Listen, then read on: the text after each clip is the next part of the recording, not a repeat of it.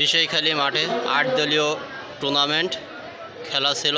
সেই খেলায় ফাইনাল খেলায় অংশগ্রহণ করিল আজকে বিষয়খালী আর বানিয়াকান্দ। গোল শূন্য ড্র হওয়ার কারণে এখন পেনাল্টি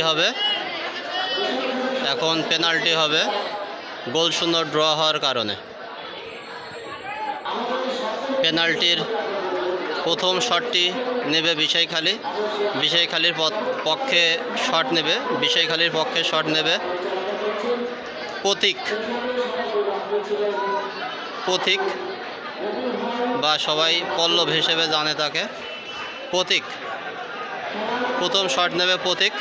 দেখা যাক, বিষয়খালীর পক্ষে প্রথম শট নিতে যাচ্ছে প্রতীক।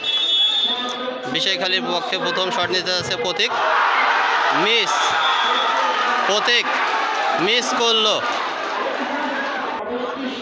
এই টুর্নামেন্টে সবচেয়ে ভালো খেলা করেছে এই 10 নম্বর প্লেয়ার বানিয়াকান্দর। এই 10 নম্বর প্লেয়ার সবচেয়ে ভালো খেলা করেছে। সে এখন শট নিয়েছে, দেখা যাক। গোল! এই 10 নম্বরে খুবই ভালো খেলা করেছে এই টুর্নামেন্টে। বানিয়াকান্দ 1 বিষয়খালী 0। এবার বিষয়খালীর পক্ষে উজির শট নেবে বিষয়খালীর পক্ষে শট নেবে উজির। মিস!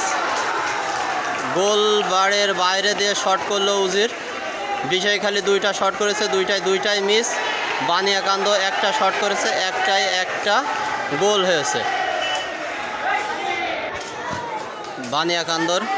বানিয়াকান্দর এখন দ্বিতীয় শট।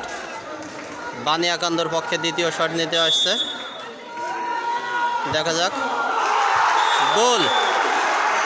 বিষয়খালী 2টা শট দিয়েছে, দুইটাই মিস। বানিয়াকান্দ 2টা শট দিয়েছে, দুইটাই গোল।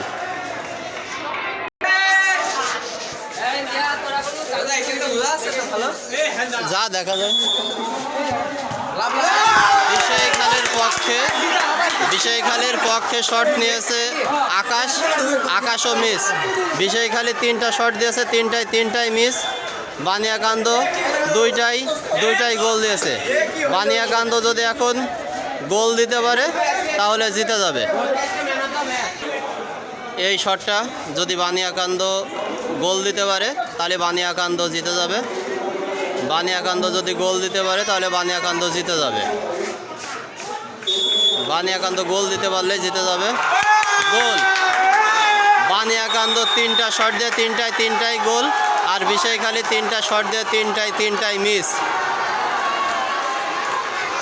অসংখ্য দর্শক